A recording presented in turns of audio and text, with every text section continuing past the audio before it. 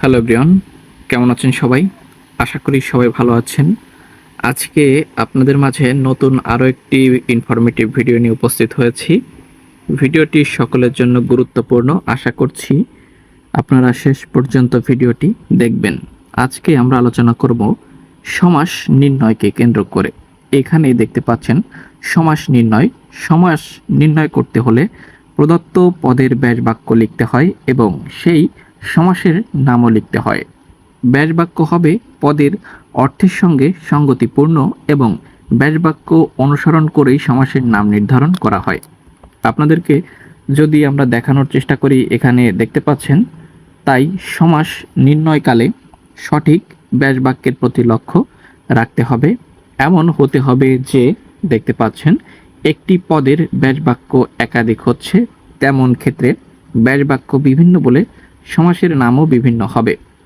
পরীক্ষার উত্তরপত্রে সঠিক ব্যাসবাক্য ও সমাসের জন্য পৃথক নম্বর থাকে, দেখতে পাচ্ছেন। সুতরাং পরীক্ষায় উত্তরপত্রে সমাস নির্ণয়কালে নিম্নরূপ পদ্ধতি অনুসরণ করাই উত্তম।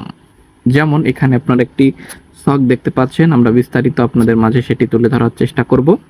তো এখানে পদ দেখতে পাচ্ছেন আপনারা, ব্যাসবাক্য দেখতে পাচ্ছেন এবং সমাসের নাম উল্লেখ করে দেওয়া রয়েছে।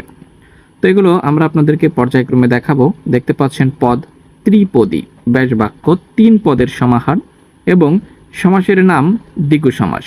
মন গড়া, মন দিয়ে গড়া, তৃতীয়া তৎপুরুষ সমাস। মন গড়া, মনে গড়া, সপ্তমী তৎপুরুষ সমাস।